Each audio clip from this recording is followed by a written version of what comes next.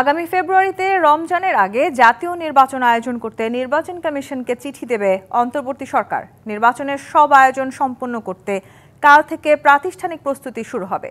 জাতির উদ্দেশ্যে ভাষণে এসব কথা বলেছেন প্রধান উপদেষ্টা ডক্টর মোহাম্মদ ইউনূস।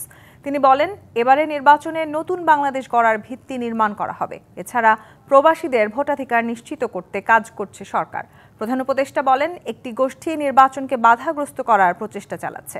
আইনশৃঙ্খলা বাহিনীকে নতুন করে গড়ে তুলতে পদক্ষেপ নেওয়া হয়েছে।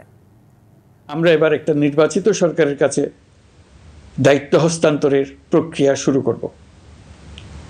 অন্তর্বর্তী সরকারের পক্ষ থেকে আমি প্রধান নির্বাচন কমিশনারের কাছে চিঠি পাঠাবো, যেন নির্বাচন কমিশন আগামী রমজানের আগে 2026 সালের ফেব্রুয়ারি মাসে জাতীয় নির্বাচন অনুষ্ঠানের আয়োজন করে। আমরা সরকারের পক্ষ থেকে এই নির্বাচন যাতে সুষ্ঠু, শান্তিপূর্ণ এবং উৎসবমুখরভাবে সম্পন্ন করা যায়, সেই জন্য সকল প্রকার সাহায্য সহযোগিতা প্রদান করব। সম্পূর্ণ বিধ্বস্ত বাংলাদেশ যে আবার দ্রুত ঘুরে দাঁড়াতে পেরেছে, তার বড় কারণ হলো আমাদের রেমিটেন্স যোদ্ধাদের ঐতিহাসিক অবদান।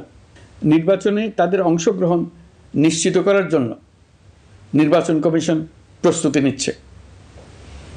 নারী ভোটাররা যেন দেশের সর্বত্র নির্দ্বিধায় আনন্দোৎসাহ সহকারে তাদের ভোট দিতে পারে, এটা নিশ্চিত করতে চাই।